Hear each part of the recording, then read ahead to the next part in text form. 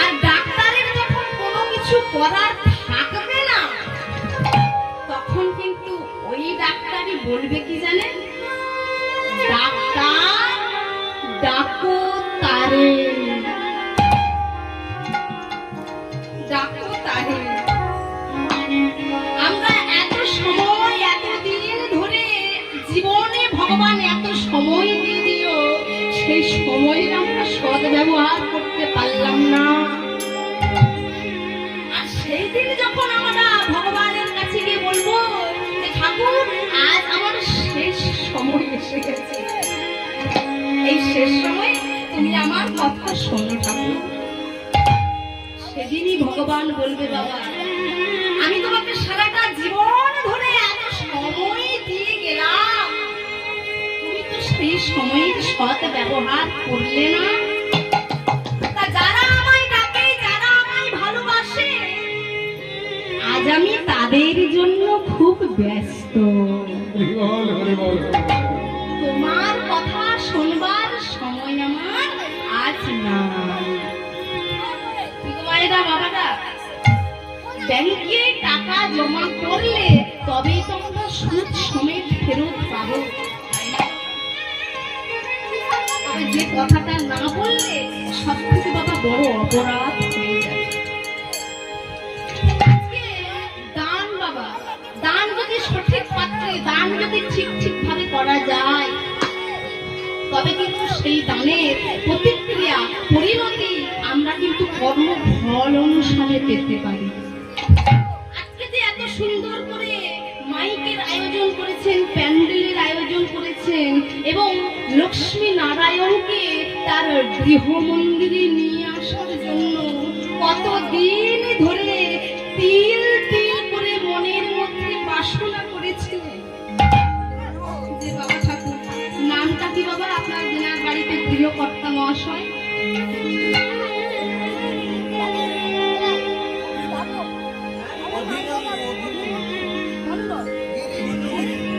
অভিমন্যু গিরি মহাশয়।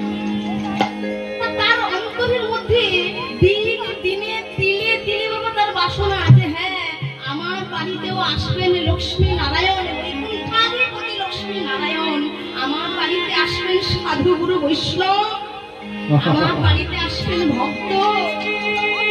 কারণ তিনি বুঝেছেন বাবা, শাস্ত্রে বললেন কৃষ্ণ বরদান কৃষ্ণ কৃষ্ণ সাঙ্গ পাঙ্গাস্ত্র পার্ষদম ইয়কে সংকীর্তন প্রায় জান্তি হে সুমেধাসা। কলিযুগে যে যা কিছুই করুক না কেন বাবা, বাবা ঠাকুর যেটা করেছেন নাম সংকীর্তন করেছেন, হ্যাঁ আমি বলছি না, স্বয়ং চৈতন্য মহাপ্রভু বললেন কি জানেন, এই কলিযুগের সেই বুদ্ধিমান, এই যুগে সেই সুমেধা সম্পন্ন ব্যক্তি কৃষ্ণ বর্ণাম কৃষ্ণ সাঙ্গ পাঙ্গাস্ত্র পার্শ্বদম যজ্ঞে সংকীর্তন প্রায় যজ্ঞম এই সুমেধাসা। এই কলিযুগে সেই সুমেধা সম্পন্ন ব্যক্তি যে বাবা নামকে আশ্রয় করেছে, নিজের গৃহ মন্দিরে নামের আয়োজন করেছেন, লীলা কীর্তনের আয়োজন করেছেন। আপনারা বলো তো সব কীর্তনিয়ারাই বলে, এটা বলছি না বাবা। মহাজনস্য গতস্য এনো পন্থা, মহাজন যে পথ দেখিয়ে গেলেন সেই পথ আমাদের বাবা প্রত্যেকেরই অনুসরণ করা উচিত। সবাই তো জানেন বাবারা যে ভেন্ডার, ট্রেনের ভেন্ডার আপনারা দেখেছেন, ট্রেনে উঠেছেন, আর ট্রেনের ভেন্ডারে মালপত্র বোঝাই করে নিয়ে যাওয়া যায়। যারা ব্যবসায়ীগণ রয়েছেন, সবজি ব্যবসায়ীগণ রয়েছেন, আরো সমস্ত যারা ব্যবসায়ী, তারা কিন্তু আবার ট্রেনের ভেন্ডারে মালপত্র বোঝাই করে নিয়ে যায়। কিন্তু আপনারা বলুন তো, যে ট্রেনের ভেন্ডারে মালপত্র বোঝাই করে নিয়ে যায়, ট্রেনে ওঠার আগে ওই মালপত্রগুলোকে কি মেপে নেওয়া হয়?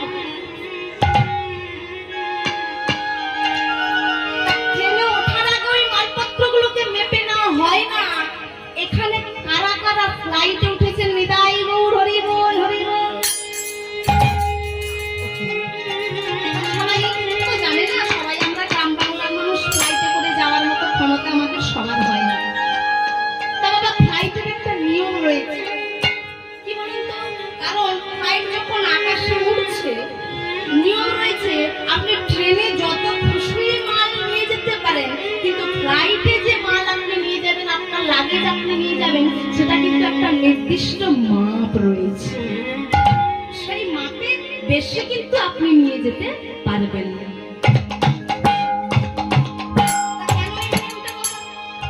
কারণটা হচ্ছে বাবা, এর থেকে একটা সুন্দর শিক্ষা রয়েছে। যদি আপনি উঁচুতে উঠতে চান, যদি আপনি আকাশে উঠতে চান, তাহলে কিন্তু বাবা ভারী হলে চলবে না, আপনাকে কিন্তু হালকা হতে হবে। তাই গৌর হরি বল। কে আমাকে দুঃখ দিল, কে আমাকে কষ্ট দিল, কে আমাকে যন্ত্রণা দিল সংসারের মধ্যে, সেটা কিন্তু আমাদের বেশি মনে করে, তাই না? সংসারের মধ্যে কি আমাকে একটু কষ্ট দিল, একটা সাধারণত কথা, দাঁতে যখন পোকা হয় বাবা, ওই জিভটা বারবার করে ওই পোকার কাছেই যায়, বারবার ওইখানে যেখানে ব্যথা, যেখানে পোকা, বারবার যায়। কেন বলুন তো? সংসারে কি আমাকে কষ্ট দিল, কি আমাকে দুঃখ দিল, কি আমাকে যন্ত্রণা দিল, সেই কথাটাই আমাদের বারংবার মনে পড়ে। কিন্তু যারা আমার আপন জন, যারা আমার খুবই কাছের জন, তাদের ভাবনা আমরা ভাবলাম কোন, ওরে আপন আপন করছো জানে,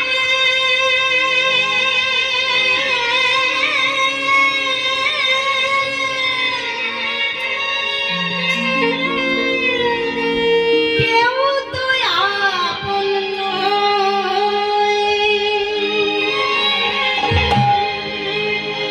আপন আপন করছো জানে। বলি হারি, কেউ তো আপন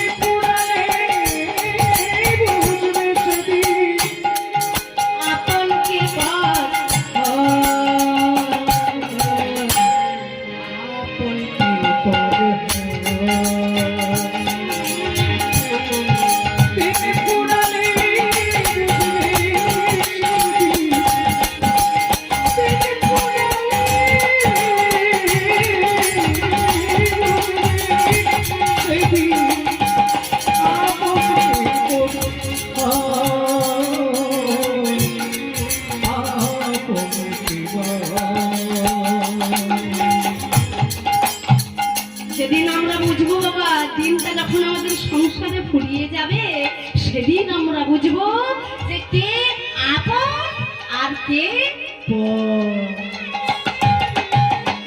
যিনি আমাদের সংসারের 24টা ঘন্টা দিয়েছেন, তার জন্য 24টা মিনিট সময়ও আমাদের কাছে বড্ড কম। তাই বাবা, সন্ধ্যাবেলায় আমরা সবাই মিলে অভিমন্যু দাদা ভাইয়ের জন্য আমরা সাধু সঙ্গ করতে পারলাম। চলুন সেই সময়টা আজ আমরা বৃথা কাটিয়ে দেব না। যারা আমাদের আপনজন, যারা আমাদের খুবই কাছের জন, নিজের জন, তাদেরকে নিয়ে আজ আমরা সুন্দর করে মেতে থাকবো। কিন্তু হ্যাঁ, সংসারের সমস্ত কাজকর্ম আমরা করবো বটে, সংসারের প্রত্যেকের কর্তব্য কর্ম আমরা সবাই করবো বটে, তবে প্রত্যেকটা কর্তব্যের মধ্যে, প্রত্যেকটা কর্মের মধ্যে আমরা কিন্তু তাকেই স্মরণ করে সমস্ত কিছু করতে হবে বাবা। তাকে ভুলে গেলে চলবে না, তাই না? তাকে অনুসরণ করতে হবে, এটাই আমাদের মাথায় রাখতে হবে। পকেটের টাকার জোর থাকলে দামি দামি গাছ পালঙ্ক কিনে বসা যায়, কিন্তু পকেটে টাকার জোর থাকলে বাবা এমন করে ছেঁড়া চটের উপর ত্রিপলের উপর করে সাধুগুরু বৈষ্ণবের আসনে এসে বসা যায় না। বল নিতাই গৌর হরি বল। আজকে আমরা জেনে যাই আস্বাদন করবো না কেমন, ছোট্ট করে আমাদের একটু গৌরী চন্দ্রিকা আস্বাদন করতে হবে। জানি নাই পরিবেশন করি না কেন, তবে আপনাদের নিরাশা করার কোনো প্রয়োজন নেই। যে দাদা ভাই মাতা লক্ষ্মী দেবীকে, বৈকুণ্ঠাধিপতি মাতা লক্ষ্মী দেবী তার সঙ্গের সঙ্গী নারায়ণকে নিয়ে রয়েছে, সেই নারায়ণেরই আজকে এক মধুর লীলা হবে। আপনারা যেন নিরাশ হবেন না। হ্যাঁ, একটা ছোট্ট 5 বছরের সন্তানকে মাতা লক্ষ্মী দেবী কেমন করে তার কৃপার বাড়ি বর্ষণ করলেন।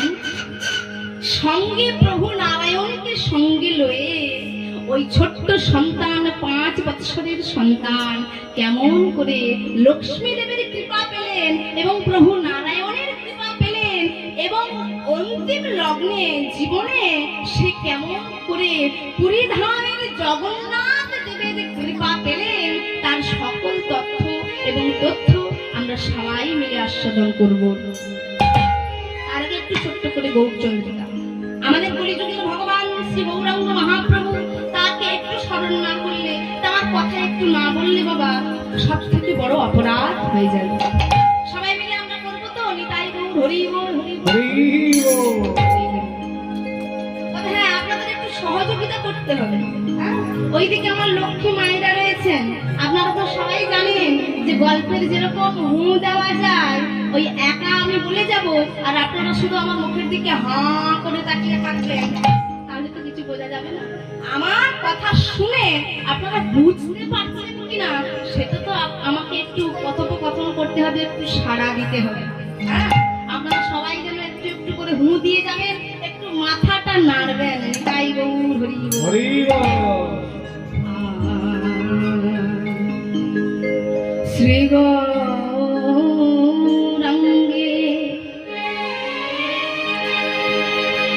দুটি পদ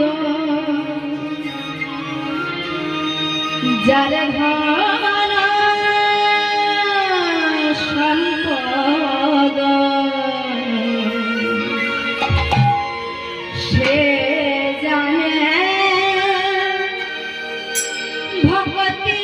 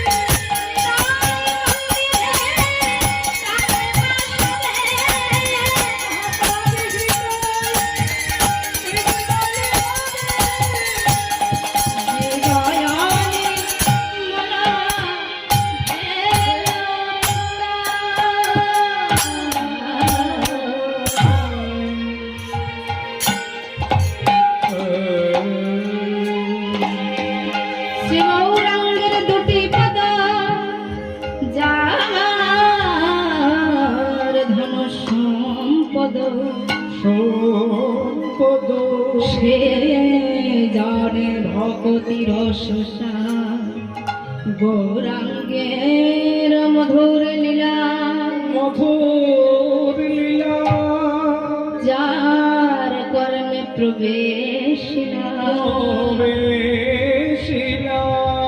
হৃদয় নির্মল ভেলতা।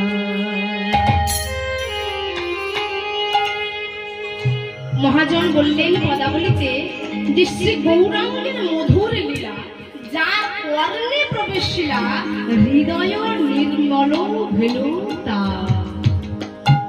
শ্রী গৌরাঙ্গের দুটি পদ যার ধন সম্পদ। এই জগতে বাবা আমরা সম্পদ বলতে কি বুঝি? যার তিনটা চারটা বাড়ি আছে, তিনটা চারটা গাড়ি আছে, অনেক ব্যবসা রয়েছে, ব্যাংক ব্যালেন্স রয়েছে, অনেক টাকা পয়সার অধিকারী, বিত্তশালী, ধনশালী আমরা সম্পদ বলে বুঝি। তা শাস্ত্রে বললে এই সম্পদকে সম্পদ বলে বলা চলে না। আপনি এই জগৎ সংসারে এসে আপনি যখন এসেছিলেন আপনি কিন্তু কিছু সঙ্গে করে নিয়ে আসেননি, আর যখন চলে যাবে তখন কিন্তু আপনি এদেরকে সঙ্গে করে নিয়ে যেতে পারবেন না। তাহলে আপনার এখানে থাকবেটা কি? আপনি এলেন আবার আপনার সময় মতো চলে গেলেন, ভগবান যখন ডাকবেন আপনাকে চলে যেতে হবে। তাহলে আপনার এখানে আপনার সত্যটা কি থাকলো? আপনি এখানে কি করে গেলেন?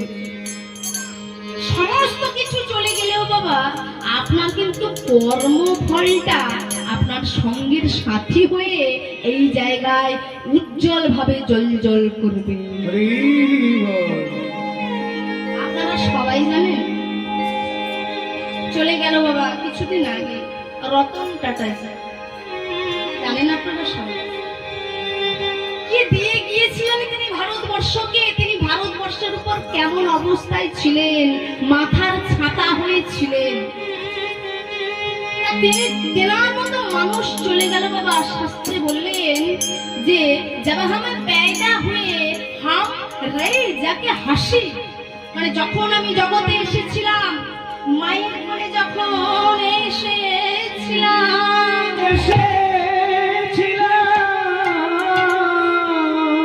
তখন জগতে সবাই মিলে আমাকে দেখে হেসেছিল, আর আমি মায়ের কোলে কোলে বসে উয়া উয়া শব্দে কেঁদেছিলাম।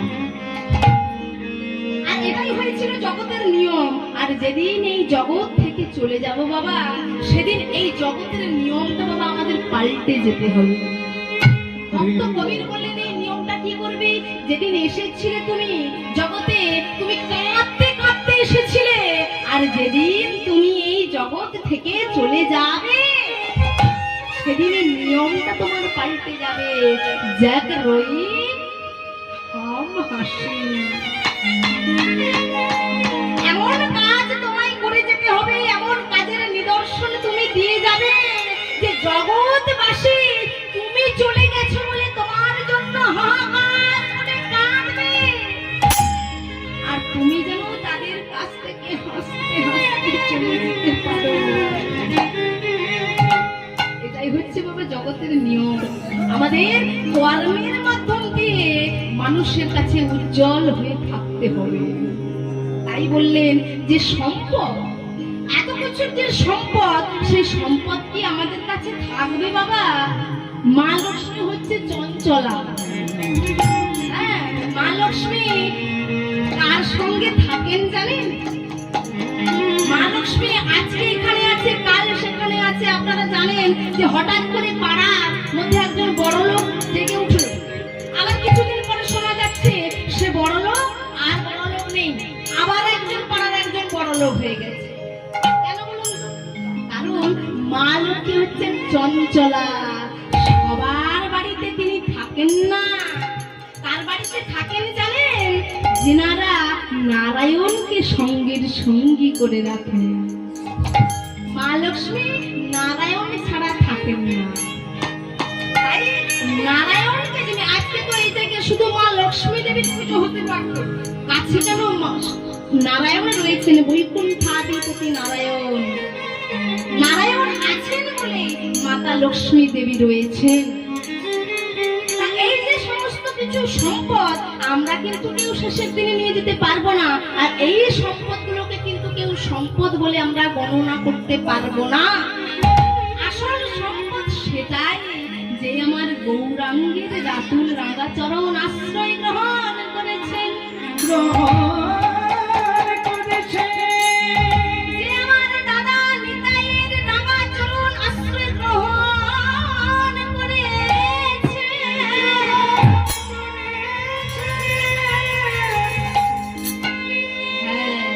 গৌরাঙ্গের মধুর লীলা যার কর্ণে প্রবেশিলা, হৃদয় নির্মেল হলো তার। ভগবানের নাম, ভগবানের গুণ, ভগবানের লীলা কথা যার কর্ণের মধ্যে গিয়ে একদম শ্রুতি মূলে চলে যাবে বাবা, তার একটাই কাজ হবে, যেটা হচ্ছে শুদ্ধ প্রেম। হৃদয়টা তার ধুয়ে মুছে পরিষ্কার হয়ে যাবে। এটাই বাবা মহাজন বলছেন, পদাবলিতে বোঝানোর চেষ্টা করছেন যে হ্যাঁ, তোমরা যদি শুদ্ধ ভক্তির আনতে চাও, তোমরা যদি শুদ্ধ প্রেম আনতে চাও, তোমরা আর কিছু করো না, গৌরাঙ্গের লীলা কথা শোনো, নিত্যানন্দের লীলা কথা শোনো, তাদের যুগাবতার যুগে যুগে যে সমস্ত লীলা করেছেন সেই সমস্ত লীলা কথা শোনো। এই যে কীর্তন বাবা, এই কীর্তনটা কিন্তু সাধারণত কোনো গানের মধ্যে পড়ে না, সাধারণ কোনো সঙ্গীত নয়। যে কীর্তনের মধ্যে বিবেকানন্দ, জানেন আপনারা সবাই, বিবেকানন্দ কার শিষ্য ছিলেন বাবারা? বিবেকানন্দ কার শিষ্য ছিলেন জানেন তো? আপনারা সবাই জানেন, ঠাকুর শ্রী শ্রী রামকৃষ্ণ পরমহংসদেব। তা সেই ঠাকুর শ্রী শ্রী রামকৃষ্ণ পরমহংসদেবের সম্মুখে একদিন কিন্তু নরেন ভুল করে বলে ফেলেছিলেন, কীর্তনে তাল নেই, কীর্তনে শোভ নাই, তাই কীর্তন মানুষ ভালোবাসে। হ্যাঁ গো মায়েরা, হ্যাঁ গো বাবারা, আপনারা বলুন, আপনারা যে কত আনন্দ নিয়ে, কত যত্ন নিয়ে এই কীর্তনের আয়োজন করেছি, বড় ভালো লাগলো বাবা। যখন আমি আসছি, এই যে বাড়ির মা যিনি, এই যে বাড়ির বাবা যিনি, জানেন কত আগ্রহের সহিত আমাদেরকে আসুন আসুন, বাবা ঠাকুরের মনের ভিতর কত আগ্রহ, কত ভক্তি, কত প্রেম।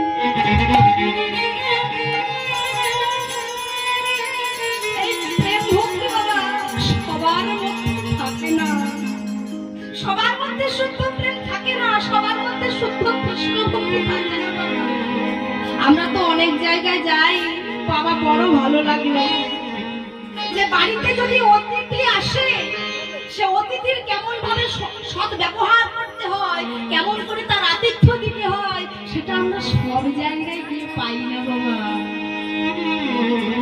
যে বাবা ঠাকুর ব্যবহার দিয়েছেন বড় ভালো লাগলো বাবা। ভগবান যেন তার মধ্যে, আমি আমার রাধা রানীর কাছে প্রার্থনা করি, হে রাধে, তুমি সারা জীবন ধরে ওই বাবা ঠাকুরের মনের মধ্যে যেন এ জন্মে নাই বা হলো, এ জন্মে যা কিছু করলো যেন পরের জন্মে, তার পরের জন্মে, যে জন্মে তিনি প্রতি জীবনে জীবনে প্রতি পদক্ষেপে গ্রহণ করুন না কেন, শ্রীমতী রাধা ঠাকুরানী যেন তার মধ্যে কৃষ্ণ প্রেমের ভক্তির বীজটা অঙ্কুরিত করে দেয়। আমরা তো পারলাম না বাবা, আমাদের জীবনে তো হলো না বাবা। সেই মাদ্রাসা থেকে এসেছি, আপনারা যে কাজটা করছেন না, কত সুন্দর করে এক একটা বাগানে ফুল ফুটে রয়েছে। আমরা এসেছি কিন্তু বাবা কীর্তন শোনাতে, তবে হ্যাঁ আপনাদের মতো ভক্তি আমাদের মধ্যে নাই। জানালা ওই ওই সার্বজনীন প্যান্ডেলে ভগবানকে আনয়ন করবেন বলে, প্রভুকে সেবা দেবেন বলে, ভক্তকে সেবা দেবেন বলে বাবা ভিক্ষার ঝুলিটা কাঁধে নিয়ে দাঁড়ে দাঁড়ে নামের জন্য বাবা ভিক্ষার তন্ডুল আনয়ন করেন। আমাদের কত কটু কথা শুনতে হয় যে হ্যাঁ কি হয়েছে, তোমরা কেন এসেছো, হরিনামের জন্য এত টাকা পয়সা দিতে পারবো না, তোমরা কি অনুষ্ঠান করবে যে তোমাদেরকে এত এত করে চাঁদা দিতে হবে। কত কথা, কত কৈফিয়ত, কত কটু কথা শুনতে হয়। কিন্তু জানেন তাদের মধ্যে এত সহ্য ক্ষমতা, এত ধৈর্য যে সেইগুলো পর্যন্ত তারা সহ্য করে ভগবানের নামেই তারা ব্রতী হয়ে যান। একটাই মাত্র কারণ যে গৌরাঙ্গের মধুর লীলা, যার কারণে প্রবেশিলা হৃদয়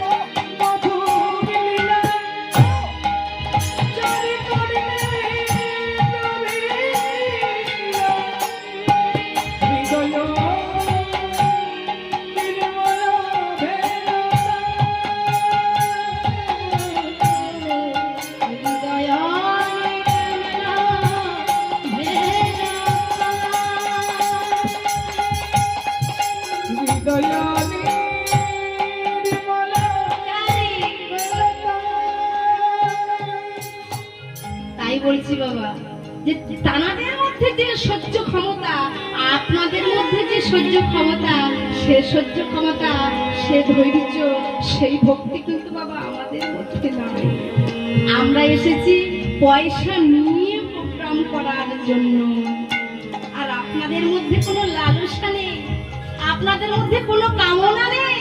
আপনারা এসেছেন একটাই লালসা, একটাই কামনা যে ভগবানের গুণ কথা, তার লীলা কথা দুটো শ্রুতি ভরে শ্রবণ করার জন্য। নিতাই গৌর হরি।